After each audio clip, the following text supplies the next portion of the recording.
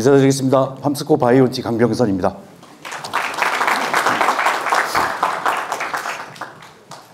그 교재에 있는 내용과 거의 흡사하지만 일부는 조금 변형이 된 부분도 있기 때문에요. 참고해서 앞에 화면을 봐주시면 되겠습니다. 저희 바이오인티는 모두 약 한 17,000두 정도 이렇게 이제 사육을 하고 있습니다. 여러 농장을 갖고 있고요. 3사이트로 좀 움직이고 있어서 그 내용들에 대한 부분들을 말씀을 드릴 것이고요. 이 자리에서 모든 내용을 다 설명드리기는 쉽지 않고 시간도 부족할 수 있고 또 여러 이제 강사님들께서 좋은 얘기들이 또 준비되고 있어서 저희가 이제 했던 사항들에 대해서 말씀드리도록 하겠습니다. 그림 보신 분도 있으실 거예요. 모나리자. 보시면 실제 작품은 1조 1,000억 정도 된다고 합니다. 그런데 경제적 가치는 40조까지 된대요. 연간 1,000만 명 이상이 이 그림을 보기 위해서 간다고 합니다. 대단한 가치가 있는 그림이고요. 오늘 이런 그 행사가 여기 계신 많은 분들께 좋은 가치로 이렇게 또 되돌아갈 수 있는 기회들이 됐으면 좋겠습니다. 요거 얼마 하겠습니까? 그 바나나 하나에다가 테이프 딱 붙였습니다. 벽에. 얼마짜리를 갔습니까? 한 3,000원 할까요? 3,000원?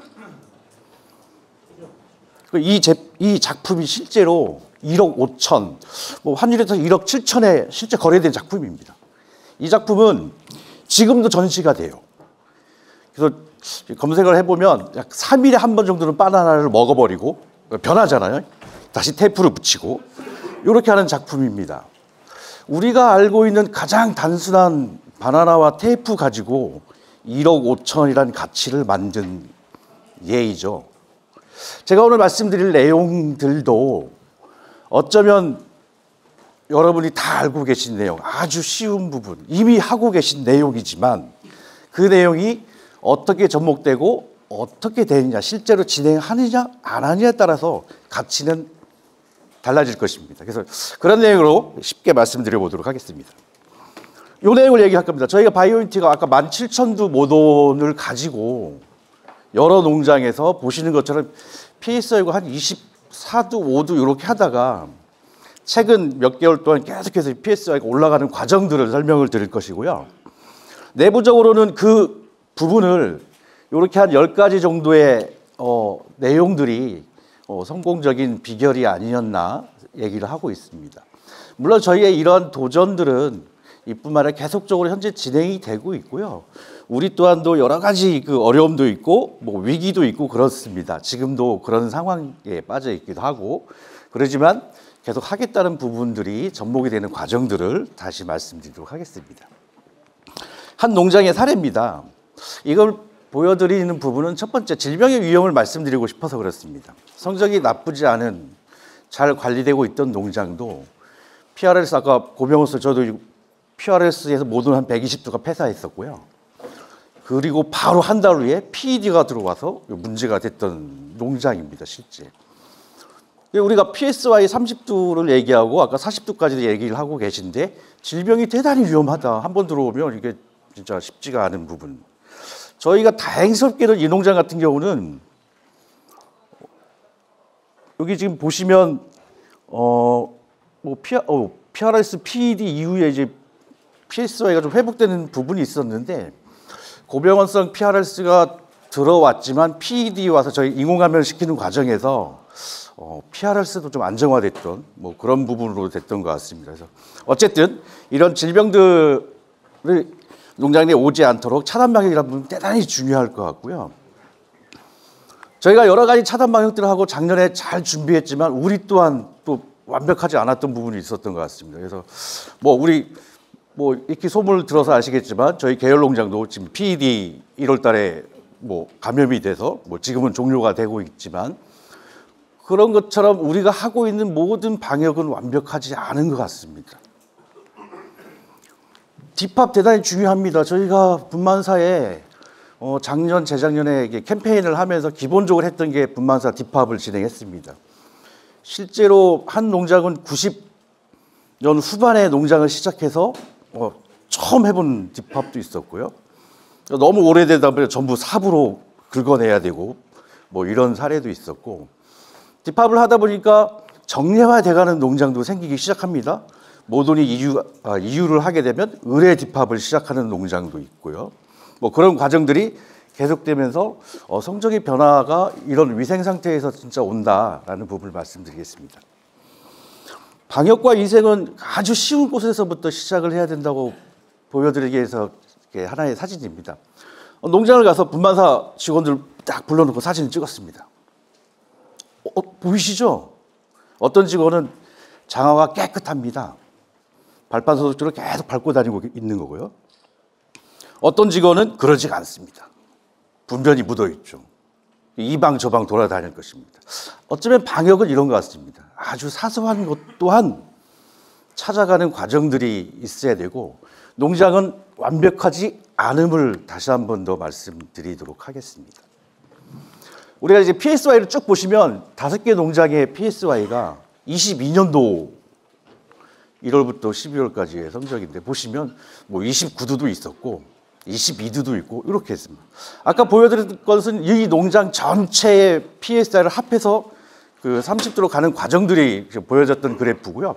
지금 보시면 이러한 부분이 있었기 때문에 진짜 우리도 무엇인가 하지 않으면 안 되겠다는 이런 부분들을 가지게 됩니다. 이런 과정을 통해서 캠페인이 시작이 되고요. 아까도 말씀드렸듯이 우리가 하고 있는 시스템은 매뉴얼이나 다 돼 있다고 말은 했지만 실제로 완벽했냐? 전혀 그러지 않았던 거죠. 그게 아까 보셨던 실제 농장의 성적들이 그러지 않았던 부분들이 있었던 거죠. 아마 우리 농장 다 그럴 거라고 생각합니다. 매뉴얼 다 갖고 있잖아요. 아마 제가 말씀드리는 이 내용 또는 우리 교재, 뭐 인터넷에 보면 어마어마한 자료들이 많거든요. 그게 실제 현장에서 진행이 되고 있냐가 중요한 것 같습니다. 그래서 처음부터 시작하자고 캠페인을 합니다. 첫 번째는 후보돈부터 시작했습니다. 제가 오늘 후보돈 얘기를 몇 카트를 좀 많이 할 계획인데 PRS 저희도 그 안정화 또는 모돈이 항원이 나오기도 합니다. 저희 농장 중에는. 근데 이런 거죠. 후보돈은 음성 후보돈을 받는데 모돈장이 일단 양성이 되어 있는 상황입니다. 그리고 여기 써 있는 것처럼 PRS를 감염을 시키는 방법은 여러 가지가 있습니다. 아까 백신도 있었고요. 저 여기 어린 자돈을 합사시키기도 합니다. 실제로 자돈을 합사시켜서 2, 3일 되면 후보들이 죽기도 합니다. PRS에 감염되면서. 여러 가지 방법을 하는데 제일 중요한 건 위에 써 있는 것처럼 바이러스가 감염돼서 배출이 된 이후에 이 돼지들이 이동을 해야 됩니다. 근데 그렇지 않고 교배팀에서는 가끔 후보돈이 체형도 좋고 발정도 잘 오고 교배 부수가 부족하니까 몇 마리 뺏어갈 수도 있죠. 실제로 그렇게 했습니다. 그 피해가 아까 모든 100여 두가 폐사하는 그런 사고도 있었고요. 이런 건 철저히 막자라고 하는 거죠. 매뉴얼은 다 그렇게 돼 있고 그렇게 안 한다고 하지만 그렇게 하는 거죠, 현장에서는. 후보돈 초발정 체크, 응동접촉 다 한다고 합니다. 저희 또한 그러고요. 잘 보시면 1산차 성적이 생애 산자수를 나타내는 그래프입니다. 그러니까 초산 성적이 좋으면 나머지 산차에서 성적이 좋다 이런 얘기죠. 그럼 초산 성적이 좋으려면 후보돈 관리가 잘 돼야 되는 겁니다. PSI 30도로 가려면 모든 산차에서 좋은 성적들을 꾸준하게 유지를 해야 되는 거거든요. 요새 국내 정돈들이 엄청 좋습니다. 그죠? 기본 14도는 다 넘어가. 아까 17도 이렇게 얘기하고 있었죠. 그런 데들이 후보돈부터 잘 관리가 돼야 되는데 보시면 우리 실제 농장들 21년도에 초발정 기록이 됐냐를 전산에 입력했냐를 조사해 본 거죠. 전산 프로그램 속에 이렇게 초발정 대장이 다 있습니다. 안 하고 있는 거죠. 또는 엑셀로 별도로 기록을 하고 있는 거죠. 저희 매뉴얼은 다 되어 있습니다. 다 하게끔. 그런데 실제로 보시면 안 하고 있었던 거죠. 머리로 하고 있는 거죠. 머리로. 기록이 없이. 그렇기 때문에 문제가 되는 거죠. 그래서 기록을 하게끔 합니다. 전체 농장에 기록을 하고 웅돈 들어간 거 전부 다 기록을 하게끔 진행을 하죠. 요거 진행이 되면서 보시면 저기 보시면 후보들이 입식하는 이 연령대를 쫙 보시면 한 달 정도 차이가 나요. 어린 거와 약간 보면 이 부분이 진행되면서 요 일령에 따른 후보든 배치도 바뀌게 돼요. 그러니까 초교배에 관련된 접근하는 방법들이 점점 개선이 됩니다. 두 번째는 저희 이제 팜스코는 이제 엑시옴에서 종돈을 수입해서 저희가 GGP, GP 다 운영하고 있는 상태인데 이렇게 되어 있습니다. 255인력 이상, 145kg 이상이 권장 매뉴얼로 되어 있고요. 요거는 종돈 회사들마다 또는 이제 사료회사 마케팅실이라든지 여러 자료들이 다 있죠. 실제로 그렇게 하냐를 저희가 확인하는 과정들을 진행합니다. 그래서 교배 전에 반드시 체중을 측정하고, 그 다음에 요새 이제 사우 캘리퍼, 등갑기, 이런 용어를 쓰고 있는 캘리퍼로 측정을 합니다. 그 내용이 똑같이 전산에 입력하게끔 진행을 했고, 하고 있습니다. 그러니까 아까 보셨던 것처럼 초발전과 관련된 기록, 웅돈 접촉에 대한 기록이 되고, 이 부분이 이제 기록이 들어가고 관리가 됩니다. 분만 모드 한 3,000두 정도를 실제 농장 하나의 데이터입니다. 보시면 201령, 211령 때, 221령 때 초교배에 들어간 개체들의 성적과 그러지 않은 개체들의 성적이 확연히 다릅니다. 다시 말씀드리면 아까 일산차 성적에서 좋게 만드느냐 아니냐가 대단히 중요한 부분, 이런 부분이 생기는 거죠. 이 농장은 이제 과거와 최근 1년 동안에 저희가 캠페인을 진행하고 후보등 관리를 진행하면서 나타나는 변화입니다. 물론 이 농장도 보시면 그렇게 나쁘진 않지만 딱 자세히 보면 최근에 들어오면서 261영을 기점 정도로 해서 그림이 잘 그려지고 있죠. 교배 폭들이, 교배 일령대가요. 과거보다는요. 그 다음에 일찍 들어가는 게 없어지기 시작하고요.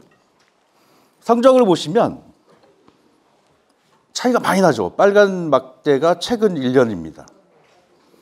과거하고. 그러니까 후보돈에 대한 아까 다 알고 있는 걸 저희 하지 않은 게 사실이었고, 그걸 할 수 있는 방법을 만들어 갖고 진행을 하다 보니 이런 변화가 생기는 거죠. 그러니까 성적 자체가 달라지기 시작을 합니다.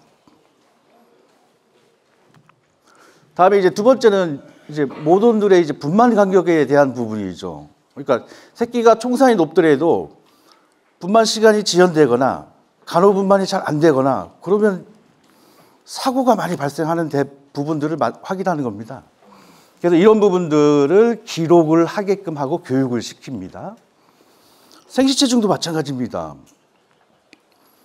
분만사에 계신 분들은 딱 보면 아시죠? 이거 1.4kg, 800g. 눈으로 다 이렇게 체중을 잴 수 있는 분들이 많으신데 실제 그러냐를 확인해 보자.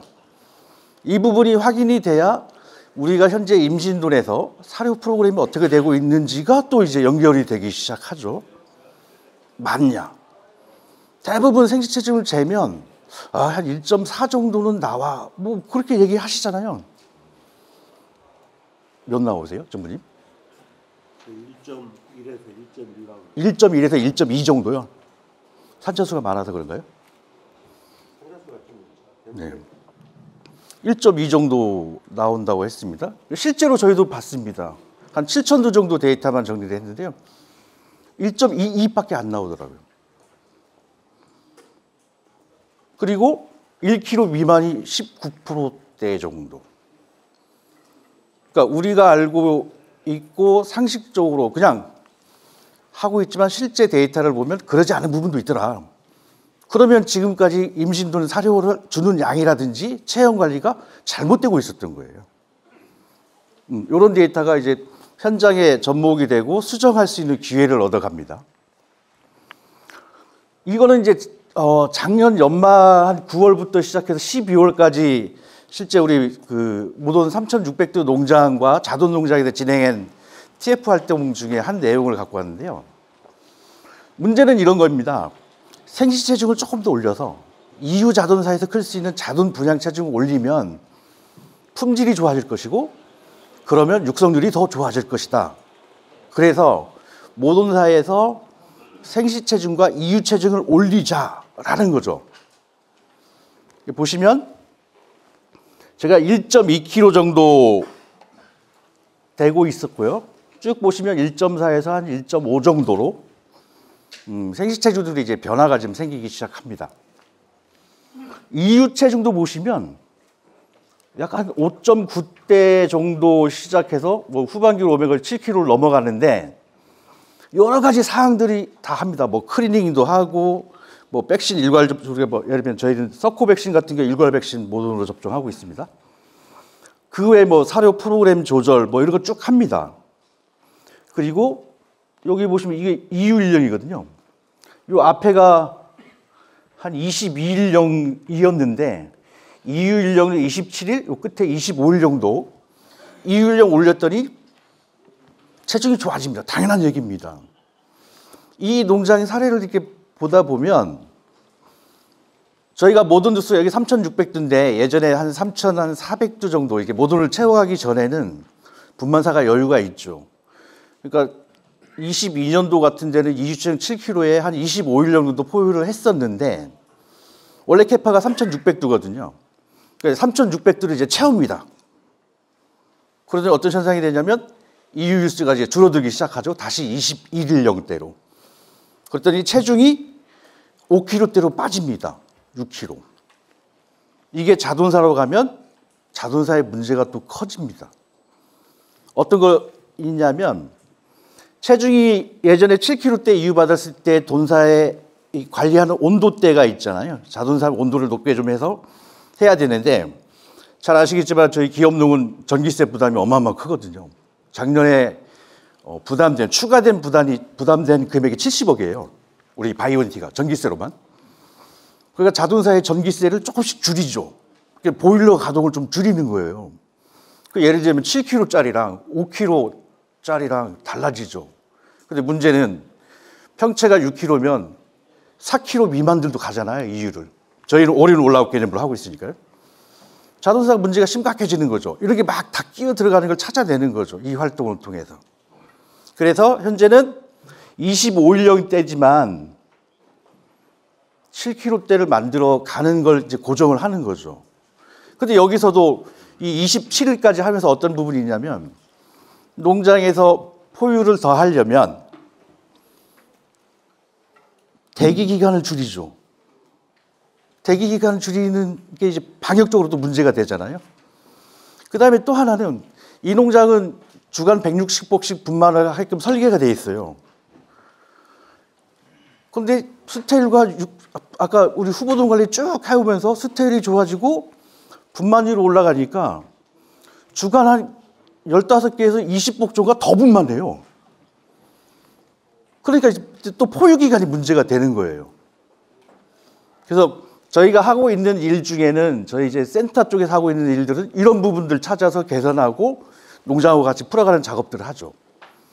자, 여기서도 마찬가지로 아까 체형이라든지 사료라든지 포유 기간이라든지 방역이라든지 이런 부분을 다 연결돼서 갔기 때문에 이러한 성적들이 이렇게 개선되는 사례들이 이제 찾을 수 있는 부분에 있습니다. 그리고 우리가 알고 있는 여러 첨가제라든지 시험 해보면 어떤 거는 좋고 어떤 거는 효과가 없다. 이런 것도 확인되는 계기가 됐고요.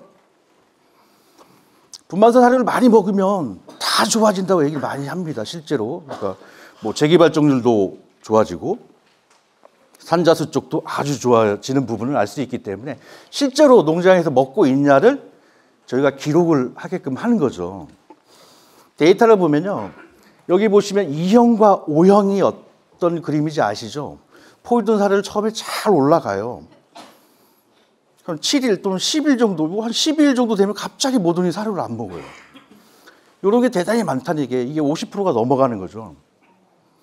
많은 농장이 이렇게 나오고 그렇게 되면 분만사에 설사가 시작한다든지 이런 부분이 같이 끼는 거죠.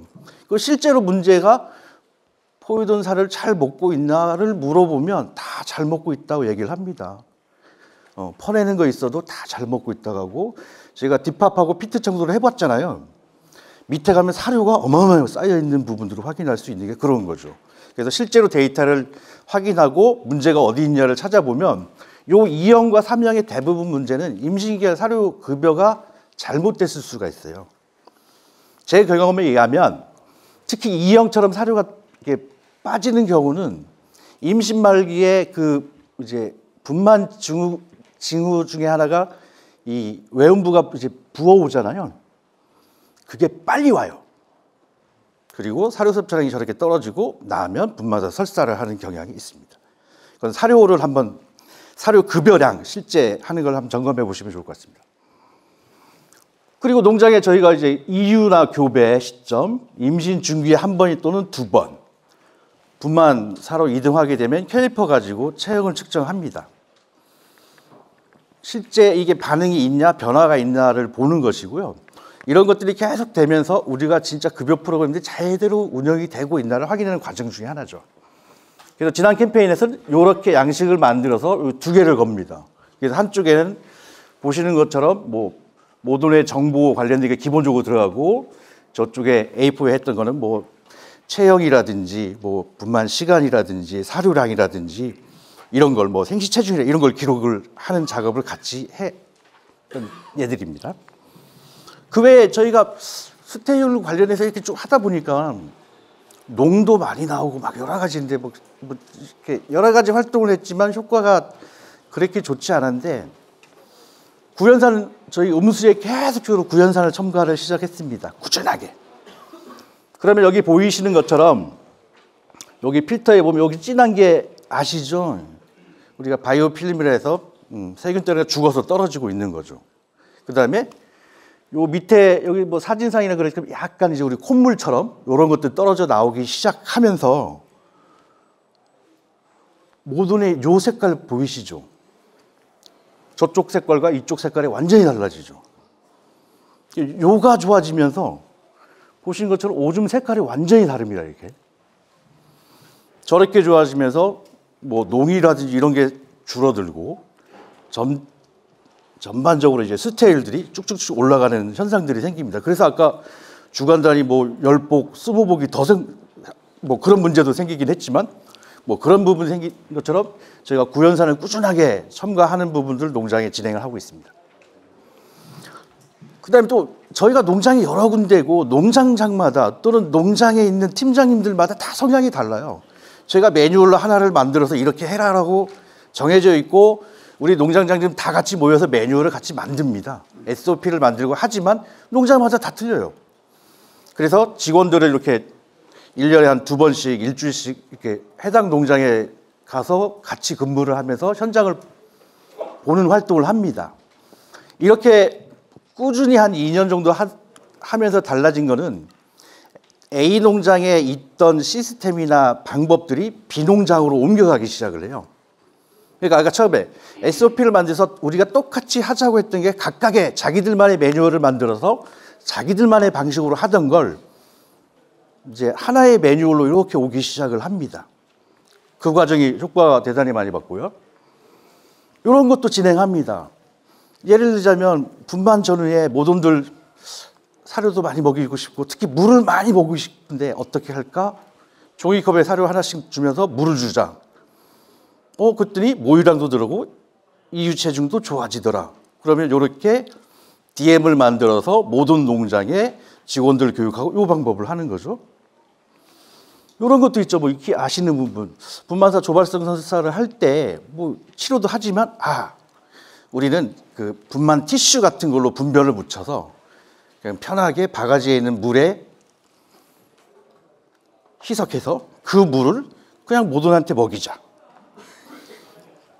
실제로 진행하고 있고요. 그랬더니 어떤 농장은 우리 로타기도 좀 있었네 검사해봤더니 그래? 그러면 저 물과 더불어서 로타 백신을 요 사료 속에 주기 전에 넣어서 경구로 먹이자. 이런 부분이 계속 반복이 되는 거죠. 그리고 잘된 농장들이 해봤더니 야 우리 농장은 안 돼. 그랬더니 아니야 한 3일만 급여해봐. 최소 3번 정도는 해야 효과가 있더라. 이런 것도 확인이 되기 시작합니다. 자, 지금까지 말씀드린 것처럼 이러한 부분들이 한 농장에서 다른 농장으로 전파되어가는 과정들을 저희가 경험을 하고 진행을 했습니다. 이 농장은 한 600g 밑에 700g 밑에 채미돈을 죽이지 않고요. 최근 데이터로는 거의 70%를 살려요. 우리 원래 매뉴얼은 그냥 도태였죠. 근데 한 70% 가까이를 살리네요, 지금은. 물론 그 돼지가 이제 자돈사가고 비육출하를 어떻게까지 갔느냐는 아직도 이제 추적은 다 못하지만, 이 농장의 특징은 그럼 양자보낼 모돈이 어떤 모돈이냐 선택할 때 여기 보이시죠? 요 틀에다가 다리를 다 걸치는 모돈. 이런 놈들은 포유를 잘한다는 거예요. 이것도 이제 하나씩 생겨가는 거죠. 한번 해보십시오. 실제 그런지 안 하는지. 예, 사장님들 농장에, 우리 최 전무님 농장에도 한번. 이렇게 다리를 걸치는 애들이 포유를 잘해준다는 거예요. 그래서 이런 것들 만들어서 시행을 좀 하고 있고 찾아가는 과정들을 하고 있는 겁니다. 저희가 이제 딥합 강한 소독은 저희 나름 매뉴얼을 갖고 합니다. 뭐 수세하고 소독하고 가성소다나 생석회를 뿌리고 그거 끝나면 전부 실험실 검사를 하게 됩니다. 이 과정 속에 제일 중요한 거는 건조되는 시간이 가장 중요하다고 얘기를 합니다. 건조는 비어있는 시간대인 거죠. 그래서 이 휴식의 기간 자체가 제일 중요한 거죠. 그래서 실제 제가 캠페인을 하면 저렇게 진행하는 사진들을 전부 다 확인을 하고 최종적으로 이렇게 요 꺼즈 같은 걸로 벽면, 뭐 급이기, 뭐 배기환 이런 데를 묻혀서 실험실 검사를 하면 보시는 것처럼 뭐 깨끗하게 나오는 농장도 있고, 일부는 여기 뭐 포도상구균도 이렇게 나오기도 하고 뭐 서코 바이러스도 이렇게 나오기도 하더란 얘기죠. 그런데 이 부분이 계속 반복이 되다 보니까 이런 서코나 포도상구균 이런 것들이 이제 안 나오기 시작을 해요. 처음 했을 때는 많이 나왔어요. 그게 무슨 얘기냐면 직원들이 하는 방법도 좋아지고 있고 또 더 꼼꼼하게 해가는 과정들이 생기는 거죠. 아까 말씀드렸듯이 가끔은 뭐 생석회 빼먹을 수 있고 가성소다가 안전성의 위험성도 높기 때문에 일부 빼먹기도 하는 사례도 있긴 하지만, 어쨌든 이런 과정을 통해서 이렇게 깨끗한 위생도 상태에서 모돈이 입식되는 과정들을 이제 진행이 되는 거죠. 그럼 아까 초반에 제가 딥합 얘기했고 피트 쪽에 얘기를 했었고, 위에서 실험실적인 검사에서 깨끗함을 확인하는 과정들이 질병과 관련된 부분은 상당히 좋은 평가 기준들이 되고 있는 겁니다. 저희가 사료 구등보나 이런 부분들은 뭐 1년에 몇 번씩 이렇게 진행을 하죠. 또 뭐 GGP 농장 같은 경우는 뭐 아예 저기 사료빈 위에 지금 이렇게 안전장구가 없이 올라가기 위험하겠지만 이렇게 물로 아예 뿌리는 경우도 있고요.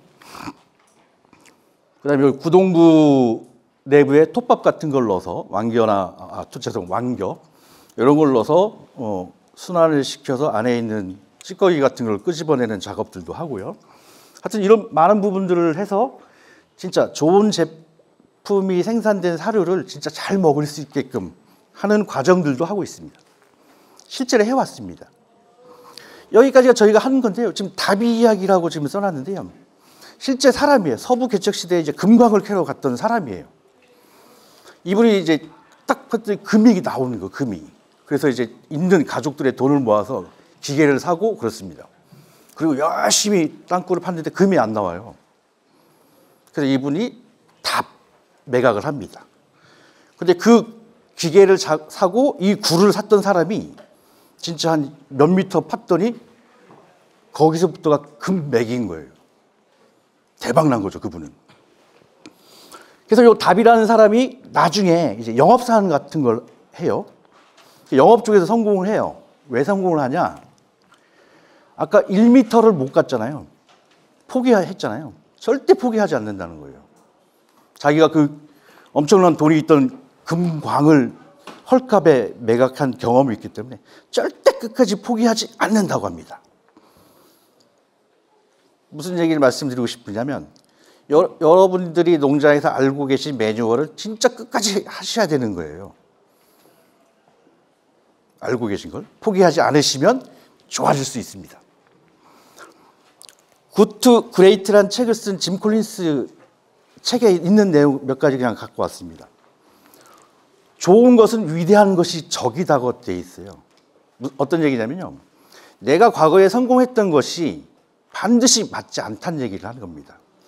양돈에서도 맞는 것이 있고 안 맞는 것이 저는 있다고 생각합니다. 예를 들자면 종돈과 관련된 것들은 변화가 있잖아요. 종돈을 이제 키우는 방법이나 이렇게 종돈 회사마다 이렇게 변화가 있을 수 있지만 예를 들어서 숨 잘 쉬고 잘 먹고 잘 쉬고 이건 제가 볼 땐 변화가 없는 거죠. 온도 관리 중요한 건 변화가 없는 건데 어쨌든 그런 여러 것들 중에 과거의 성공이 무조건 도움이 되지 않기 때문에 직원들하고 또는 옆에 계신 분들하고 여러 가지 대화나 소통을 하시면 좋은 방법을 찾을 수 있다는 얘기고요. 사람이 중요한 것 같습니다. 아까도 저도 앉아서 그 평가 보상에 대한 얘기를 잘 들었었는데요. 사람이 제일 중요한 것 같고 결국은 현재는 사람들이 일을 하기 때문에 그런 사람들을 잘 만들어가는 과정이 필요한 것 같습니다. 이 책 내용 중에 위대한 것을 하기 위해서 어쩌면 우리가 해야 될 것이 여기 있어요. 사업 계획을 차근차근하게 밟아가라는 얘기죠. 지금 눈이 덮인 곳에 나무가 하나 있습니다. 저희가 이쪽 끝에 있는데요. 저쪽으로 이제 걸어갈 때 어떻게 하면 똑바로 걸어갈 수 있을까요?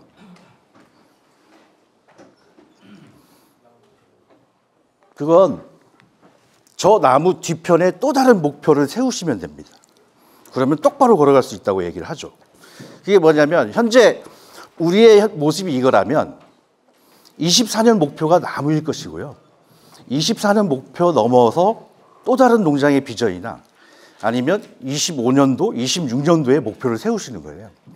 그래서 26년도의 목표를 향해 가다 보면 24년도의 목표는 달성할 수가 있는 거죠. 저희가 인티에서 계속 하고 있는 것들은 매주 회의를 합니다. 우리 농장장들이 매주 회의를 하는데 보시면 엑셀로 이 내용은 저희가 뭐 전산 프로그램 그대로 있는 걸 그대로 가져와서 진행합니다. 보시면 모든 현재 사육 현황은 어떤가, 재기, 교배 관련된 거, 수태율 관련 거, 산차별로 매주 회의를 해요. 그러니까 농장장들 힘듭니다. 또 맨날 같은 얘기를 또 해야 될 수도 있고요. 두 번째 뭐 보시면 임신, 사고, 분만율 뭐 여러 가지 있습니다. 총산자수 보고 저희가 이제 여기서 주목하는 거는 여기 9두 이하 이런 거거든요. 이건 도태 대상으로 저희가 정하고 있습니다. 저게 정해지기 시작해야 그 다음 단계에 후보들을 어떻게 할지가 이제 또 준비가 되는 거예요. 이게 주간 회의에 진행하는 상황이에요. 여기에 우리가 경영계획이라는 부분이 숨어서 이게 매주 회의를 하고 매주 확인을 합니다. 쉽지는 않습니다. 이게 처음 1년 동안은 반발도 심했고 뭐 이렇게 하냐는데 이게 2년이 되고 3년 차가 되고 되다 보니 아까 보셨던 건 전체적인 성적들이 변화가 되는 거예요.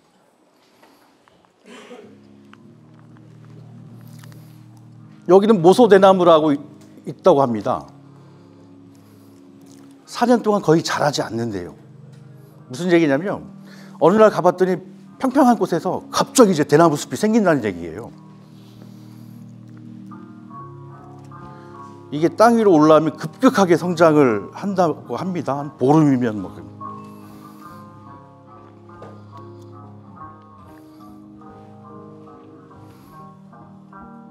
오늘 여기 계신 모든 분들 또는 이제 올해의 계획들을 하고 있는 것들을 뿌리라고 생각해서 진행을 하신다면 내년의 성과는 어마어마하게 나올 수 있죠.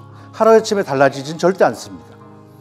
저희 또한 아까 성적을 만들어가는 과정이 2년, 3년 이렇게 계속 끊임없이 반복하고 진행하고 있기 때문에 그렇습니다. 저희가 뭐 아주 대단하고 특별한 걸 가지고 진행하고 있는 게 아니라 실제로 할 수 있는 걸 하고 있냐를 체크를 하고 있고요. 그래서 이런 얘기 많이 들으셨을 거예요. 내 스스로가 하면 살아있지만 남이 깨면 후라이 되는 거죠.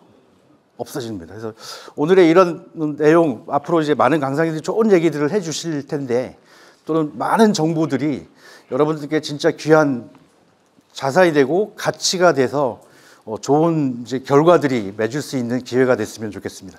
네, 감사합니다.